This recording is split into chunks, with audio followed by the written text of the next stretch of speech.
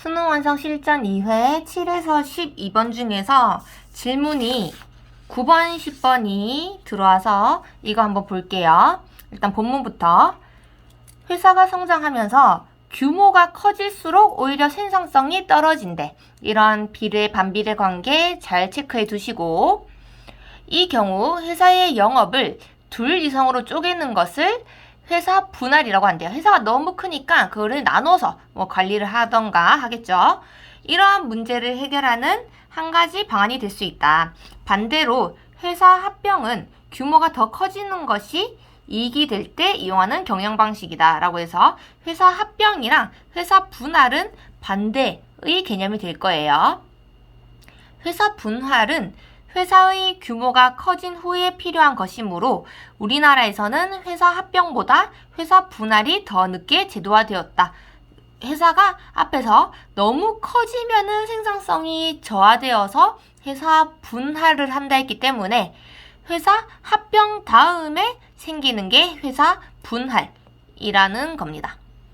이 문단 예를 들어서 보여줘요. 상장회사인 주식회사 초롱이 상장회사라는 거는 그냥 주식회사랑 비슷한 개념이라고 봐주시면 충분할 것 같고, 주식회사를 이제 이렇게 등록해가지고 올려놓는다. 그게 상장회사예요.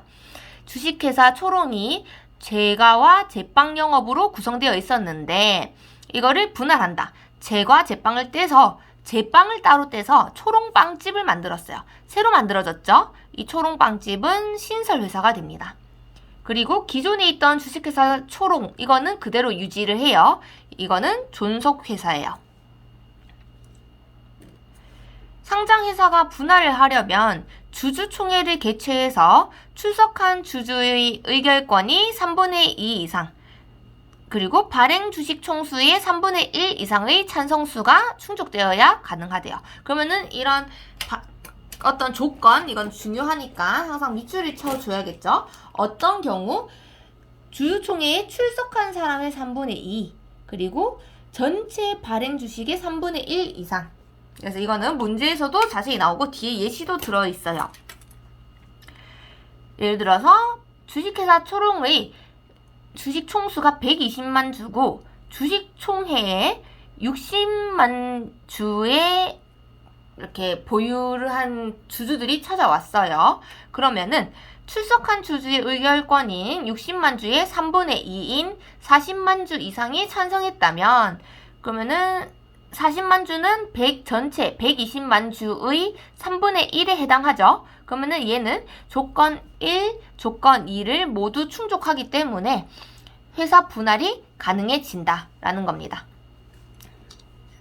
여기까지 딱히 어려운 부분 없고, 다음 분할을 할 때 자산에서 부채를 뺀 값인 순자산. 자, 순자산에 대한 정보가 나오죠. 순자산은 전체 자산에서 부채를 빼야 된대. 그거에 따라서 존속회사와 신설회사가 나누어진대요. 그거를 나누어 갔는데 분할 비율을 구해야 되는데, 분할 비율도 여기서 설명해 주죠. 이렇게 분수로 신설회사의 순자산을 분할 전 회사의 순자산으로 나눈다. 그래서 신설 순자산 나누기 원래 있던 순자산으로 나누었을 때 이 값이 어떤 0.3, 예를 들어서 10분의 3이 나왔어요. 그러면은 얘가 3을 가지고, 신설이 3을 가지고 10에서 3을 뺀 나머지를 원래 회사가 가지는 거야. 존속회사가. 그래서 예를 들어서 주식회사 초롱이 순자산이 100억이었는데 이렇게 분할 비율을 구해봤더니 0.3이었어. 그러면은 초롱빵집이 신설회사, 얘가 30억 가지고 원래 있던 회사인 존속회사가 70억을 가지는 거예요. 여기까지도 쉽죠.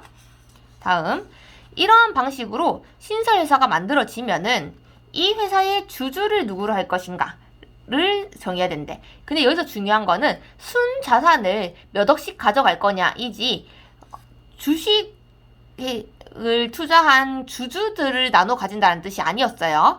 주주들은 어떻게 정해지는지는 이 문단에서 새롭게 나오는 정보입니다. 두 가지가 있습니다. 인적 분할과 물적 분할이 있어요.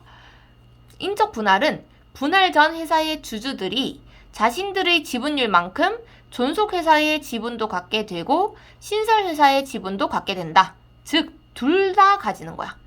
내가 주식회사 초롱에 10분의 1을 가지고 있던 나름 좀 많이 가지고 있는 주주였어요. 그러면은 분할 후에도 나는 주식회사 초롱이랑 주식회사 초롱빵집이랑 둘 다 10분의 1씩 가지는 거야. 그러면 내가 둘 다의 주인이죠. 그러니까 둘 다 직접 지배를 할 수가 있어. 인적 분할의 경우. 근데 반면에 대조 물적 분할은 신설회사가 발행한 주식 전부를 존속회사가 가지고 가는 형태래. 즉, 얘가 얘한테 속해버리는 거예요. 속해버리는 거야. 신설회사가 발행한 주식의 평가액은 신설회사의 순자산이고, 그래서 존속회사는 모회사, 엄마회사란 거죠. 신설회사는 자회사, 아들회사라고 부르는 일종의 종속적인 관계를 갖게 된대요. 물적 분할이 되면은 분할 전 회사의 주주는 존속회사에 대해서 분할 전 지분율로 직접 지배하지만 신설회사에 대해서는 지분이 없기 때문에 간접 지배를 할 수가 있대. 내가 원래 이 주식회사 초롱의 주주였어. 10% 가지고 있는. 그러면은 기존 회사가 그대로 한테는 내가 여전히 직접적인 주인이 맞지만 이 모회사가 낳은 아들회사, 신설회사, 주식회사 초롱빵집한테는 직접적인 지분이 있는 건 아니죠. 대신에 내가 그 엄마 회사한테 어떤 영향을 주고 있으니까 신설회사한테는 어쨌든 간접적으로는 지배가 가능해지는 형태가 됩니다. 자, 마지막 한편 회사의 분할로 인해 몇 가지 사회적 쟁점이 발생하는데 당연히 회사를 갑자기 대뜸 나눈다라고 하면 어떤 문제점이 있겠죠. 이 중에는 근로자의 승계 문제. 첫 번째 문제는 근로자를 어떻게 보낼 것인가. 아무래도 새로 회사를 차렸으면은 새로 뽑을 건지 아니면은 회사를 좀 나눴기 때문에 인사이동이 필요하겠죠. 어떻게 할 건가. 이거가 법에서 두 가지로 정해지는데 첫 번째 민법에서는 사용자가 근로자 동의 없이 근로자의 권리를 다른 사람한테 양도할 수가 없어요. 그러니까 마음대로 회사에서 너 오늘부터 초롱빵집으로 가 이렇게 안 된다라는 거야. 그런데 상법에서는 신설회사가 근로자를 승계하도록 되어 있다. 새로 생긴 회사에서 기존의 근로자 데리고 가도록 되어 있대. 그러면은 민법과 상법이 지금 둘이 충돌하죠. 그래서 이러한 문제에 대해 대법원은 어떤 편을 들었냐? 상법을 우선 적용하라. 회사기 때문에. 그러면은 승계하는 게 맞습니다. 근로자의 동의가 없더라도 승계가 적용된다. 한편 물적 분할로 인한 기존 주주의 권리 문제.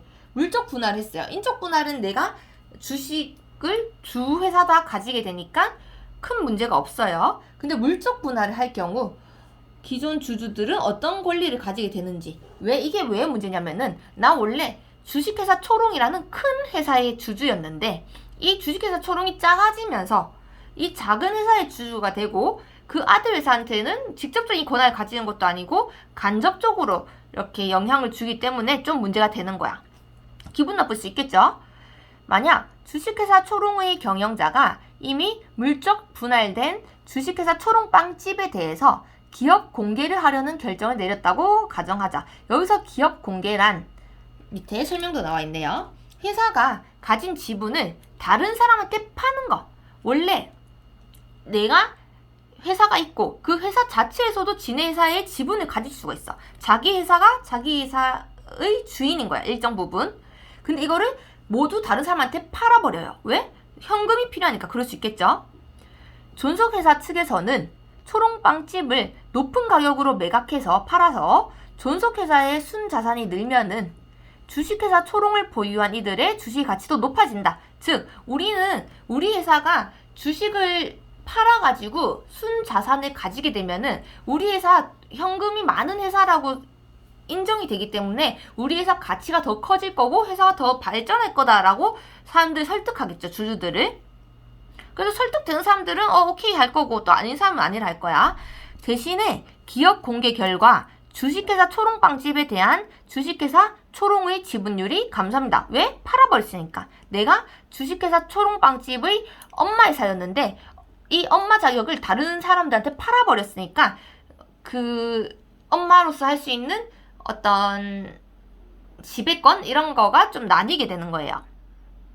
그래서 제빵 부문의 성장성을 긍정적으로 보고 주식회사 초롱을 장기적으로 투자했던 그런 주주들한테는 이 회사가 아주 크게 발전할 거라고 생각해서 내가 10년, 20년 주식 투자하려고 했는데 회사가 왜 이렇게 갑자기 작아지게 되는 거지? 이렇게 생각할 수 있는 거야. 그래서 반대를 충분히 할 수 있는 여지가 있다라는 거예요.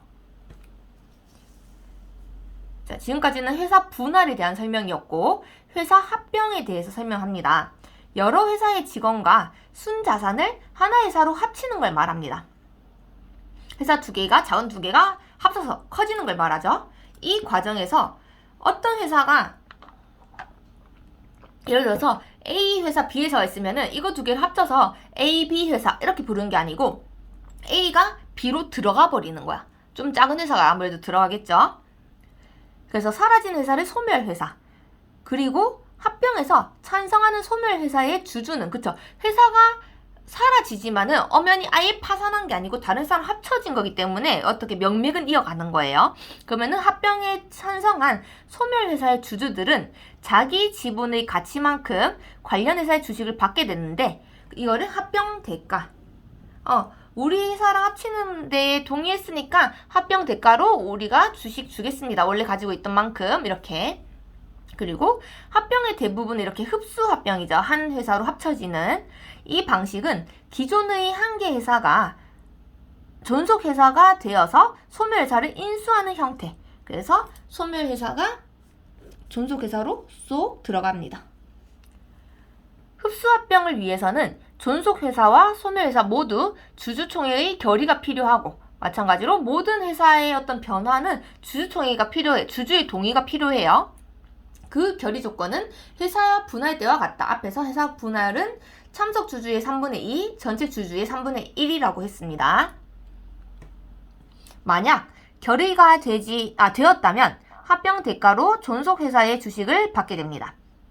오히려 좋을 수 있겠어요. 한편 합병에 반대하는 사람도 충분히 있을 수 있죠. 찬성하는 사람은 합병 대가를 받아요. 그러면 쉬워요. 근데 반대하는 경우에는 자신이 보유하고 있는 주식을 되사줄 것을 요구하는 권리인 주식 매수 청구권이 부여됩니다. 즉 나는 A 회사의 주주였는데 B 회사랑 합병했어. 근데 난 굳이 B 회사의 주주로는 있기 싫어. 그러니까 다시 너네가 내 주식, 내가 보유하고 있는 주식 사가. 돈으로 다시 바꿔줘. 이거죠. 이거를 가지게 되는 거야. 이것도 괜찮은 어떤 대안이에요. 여기서 다만이라는 표현이 나왔다는 거는 어떤 다른 예외 사항이나 대조점이 있다라는 건데 이 권리는 회사 분할이 결의되었을 때 분할에 반대하던 주주한테는 부여되지 않는다. 지금 보시면은 회사 합병 얘기를 하고 있었는데 이 다만에서 나오는 정보가 회사 분할이죠. 그러면 그냥 내용 일치의 문제에서 물어보면은 얘는 되고 얘는 안 되고 이 정도로만 봐주시면 돼요. 회사 합병 때는 반대하면은 주식 매수 청구권 주는데 회사 분할 때는 반대한다고 해서 이 권한 안 준다라는 거예요. 이해됐나요? 왜냐면은 앞에서 분할 우리가 받겠지만은 어떤 방식으로든 주식을 유지해 주거든. 그쵸? 마지막 삼각 합병도 합병의 한 형태인데 이는 모회사와 자회사 그리고 소멸회사 이거 세 개를 합병하는 거예요. 삼각 합병은 자회사가 소멸회사를 인수하지만 즉 모회사는 그대로 있고 큰 기업이니까 그 밑에 있는 자회사가 아무래도 큰 기업에 있는 자회사니까 얘도 좀 안전하겠죠. 좀 힘든 상태인 소멸회사를 인수합니다. 그리고 합병 대가로 자회사가 아니고 특이한 부분이 모회사의 주식을 줘요. 이건 완전 좋겠죠. 예를 들어서 삼성 산하에 있는 기업이랑 어떤 소멸회사랑 이렇게 합병을 했는데 삼성의 주식을 주는 거야. 그래서 삼각합병의 경우에 자회사는 소멸회사의 주주한테 줄 모회사 주식을 미리 보유하고 있어야 된다. 즉, 이 삼성이 모두 다른 사람들한테 매각하면 안 되고 자기가 자기 주식을 가지고 있거나 아니면 새로 찍어내거나 어떤 식으로든 줄 주식을 가지고 있어야 되는 거예요. 삼각합병을 하려면 자회사와 소멸회사 모두 주주총회 결의가 필요하다. 얘랑 얘 둘 다 주주총회하고 조건은 아까 말했듯이 참석 주주의 3분의 2, 전체 주주의 3분의 1 똑같습니다. 이 과정에서 모회사는 어차피 뭐 딱히 할 거 없어요. 자기 회사는 달라진 게 없으니까. 그래서 합병이 결의되었을 때 자회사와 소멸회사의 주주한테는 주식 매수 청구권이 부여되지만 합병이 결의되었을 때 모회사 주주는 바뀐 게 없죠? 얘네한테는 딱히 뭐 줄 이유도 없고 줄 필요가 없다라는 겁니다. 자, 그래서 이거를 가지고 9번부터 풀어볼게요. 회사 분할의 두 형태를 그림 가나로 나타냈대. 딱 봤을 때 지금 그림 가는 똑같이 동등하게 BC를 나눠줬죠. 그럼 인적 분할이고 나는 이렇게 존속 신설 약간 종속적인 관계로 이루어져 있죠. 그렇기 때문에 물적 분할이 될 거예요. 그리고 여기서 나와 있어요. 존속 신설. 헷갈리니까 존속 신설, 존속 신설이라고 적어주면 좋을 것 같습니다. 그리고 여기서는 존속이 신설보다 더욱 이렇게 위에 있다라는 거 본문에 의해서 잊지 마시고 자, A의 순자산에서 가의 비순자산을 뺀 값은 가의 C의 순자산과 같다. A의 순자산은 전체였죠. 이 전체를 지금 어떤 비율에 따라서 나누었죠. 아까 뭐 100억이었는데 30억, 70억, 30억 이렇게 나눠 가진다 했잖아? 그럼 합치면 또 100억이죠. 그래서 여기에서 여길 빼면은 얘의 자산이 됩니다. 그래서 1번은 맞아요. 2번 가의 C는 상법에 따라 A의 근로자 중에 분할과 관련된 이들을 승계해야 된다. 앞에서 상법에 따라서 어떻게 되어 있었죠? 신설회사가 근로자를 승계하도록 되어 있다. 승계해야 하는 거예요. 그래서 얘도 맞습니다. 4번부터 볼게요.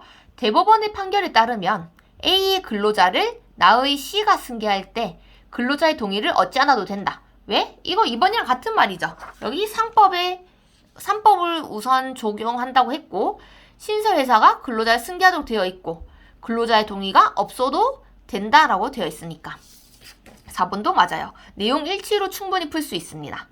5번 나 형태의 분할이 결의되었을 때 이를 반대하는 A의 주주한테는 주식 매수 청구권이 부여되지 않는다. 이건 어디 있었어요? 맨 뒤쪽에 다만 여기 있죠? 분할할 때는 주식 매수 청구권 못 받는다라고 했어요. 그래서 얘도 맞습니다. 그래서 이 A, B 이런 식으로 그림이 나왔다고 해서 당황하지 말고 가가 인적 분할, 나가 물적 분할이라는 거를 파악했으면은 뭐 물적 분할이 결의되었을 때 이를 반대하는 A의 주주한테는 주식 매수 청구권이 부여되지 않는다. 분할 전 존속회사한테는 주식 매수 청구권이 부여되지 않는다. 이런 식으로 내용 일치의 문장을 만들어서 파악해 주시면 좋습니다. 그래서 1, 2, 4, 5는 전부 본문에서 바로 찾을 수가 있어요. 자, 3번이 적절하지 않은데 왜 적절하지 않냐? 나의 경우 물적 분할의 경우 신설회사의 순자산만큼 존속회사가 주식을 발행하면 발행된 주식은 신설회사가 보유하나요? 아니죠. 얼만큼 보유하던 간에 어떻게 되어 있었어요? 종속관계가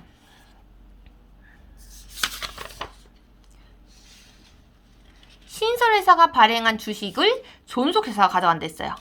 바뀌었죠? 신설회사가 발행한 주식을 존속회사가 가져가요. 그래서 신설회사가 발행한 주식을 존속회사가 가져가기 때문에 C가 주식을 발행하면은 B가 보유하게 됩니다. 그래서 얘도 사실상 내용 일치로 찾을 수가 있었어요. 그래서 B, C로 되어 있으면 헷갈리니까 차라리 존속, 신설 이렇게 바꿔주시면은 더 문제 풀기 편할 거예요. 10번. 주식회사 착한 맛이라는 회사가 피자, 치킨 이거 두 개를 했는데 갑이 착한 맛을 20%만큼 지배하는 주주. 오, 엄청난 주주네요. 또 갑은 이 회사의 치킨 영업부를 떼어내서 꼬꼬맛으로 인적 분할하기 위해서 회계팀의 분할 비율 산정을 의뢰했습니다. 인적 분할은 뭐였어요? 여기서 나오는 것처럼 똑같이 떼가는 거였죠. 그래서 분할 비율을 0.2로 예상했어요. 0.2라는 거는 꼬꼬맛이 20% 가져가고 착한 맛이 80% 가져가는 거예요. 근데 의뢰 결과가 달라질 수가 있다. 1번부터 볼게요. 분할 전에 경영인 갑은 착한 맛의 주식을 24만 주 보유하고 있겠군. 왜? 120만 주에서 20%만큼 가지고 있다 했죠? 그러면은 분수 계산. 120만 주에서 20%는 5분의 1. 그래서 나누면은 24만 주를 가지고 있었어요. 그래서 1번 맞고 2번. 분할 후에도 갑은 착한 맛을 직접적으로 지배하게 되겠군. 왜? 얘는 착한 맛의 주주였잖아요. 그러니까 분할을 하든 말든 착한 맛을 직접 지배할 수 있고 인적 분할에서는 착한 맛에서 떨어져 나온 꼬꼬맛한테도 똑같이 20%의 주식을 주기 때문에 꼬꼬맛한테도 직접적으로 지배할 수가 있습니다. 3번. 주주총회 때 출석한 주주의 의결권 3분의 2 이상의 찬성을 받더라도 그 찬성수가 30만 주였으면 안 되겠군. 왜? 두 번째 조건이 있었죠? 전체 120만 주에서 3분의 1만큼 도 동의를 해야 된다 했죠? 근데 120만에서 3분의 1은 40만이야. 그러니까 출석해서 3분의 1을 넘었다 하더라도 이 사람들의 숫자가 30만 주면은 40만 주보다 적은 숫자이기 때문에 두 번째 조건에 맞지 않아서 결의가 안 됩니다. 그래서 찬성한 사람들을 더 출석시켜야겠죠. 5번부터 보겠습니다. 의뢰 결과 다른 조건은 동일한데 예상보다 치킨 영업부의 부채가 증가한 만큼 피자 영업부의 부채는 줄었다면은 분할 비율 값은 작아지겠군. 자, 여기서 공식이 한번 쓰입니다. 분할 비율은 신설 순자산을 원래 순자산으로 나눠야 된다 했죠? 5번. 신설 순자산을 원래 순자산으로 나누는데 신설 순자산이 꼬꼬맛이죠. 꼬꼬맛이 치킨 영업부죠. 신설 자산은 자산에서 부채를 빼는 거. 그게 신설 순자산인데 치킨 영업부의 부채가 증가 안 됐어요. 부채가 증가한다라는 거는 신설 순자산은 줄어든다라는 거죠. 자산에서 많이 빠지니까. 그리고 치킨이 증가한 만큼 피자는 줄었어. 그러면 사실 원래 순자산에서는 부채가 변하는 게 없죠. 동일하죠. 플러스 된 만큼 빠지니까. 플러스 1, 마이너스 1 하면은 0이잖아. 그래서 원래 자산에서 부채는 빠지는 게 없어요. 그럼 분모는 동일한데 분자가 줄었다. 그러면은 전체 비율이 줄겠죠. 그래서 분할 비율의 값은 작아지는 게 맞아요. 됐죠? 그래서 답이 4번이 적절하지 않은데 분할 비율이 0.3으로 결정이 났으면은 주식회사 착한 맛의 주주들이 갖게 될 꼬꼬맛의 지분율도 예상과는 달라지겠군이라 했는데 자, 분할 비율은 뭐라 했어요? 주주랑 관련이 없어요. 특히 인적 분할에서는 분할 비율이라는 거는 순자산을 꼬꼬맛이랑 착한 맛이 얼만큼 나눠 가질 건가 이거의 차이죠. 그래서 분할 비율이 0.3이든 0.2든 0.4든 이 주주들은 지분율이 자기들이 투자한 만큼이니까 예상과 똑같습니다. 달라지지 않아요. 됐죠? 그래서 사실상 정보 내용 일치로 풀 수 있는 부분이었고 계산을 하더라도 기본적인 분수 계산이나 아니면은 이렇게 위아래 분자나 분모 중에 하나가 줄어들거나 늘어나서 전체가 어떻게 되는가 이 정도만 물어보기 때문에 그렇게 많이 어려워하지 않아도 돼요. 수고하셨습니다.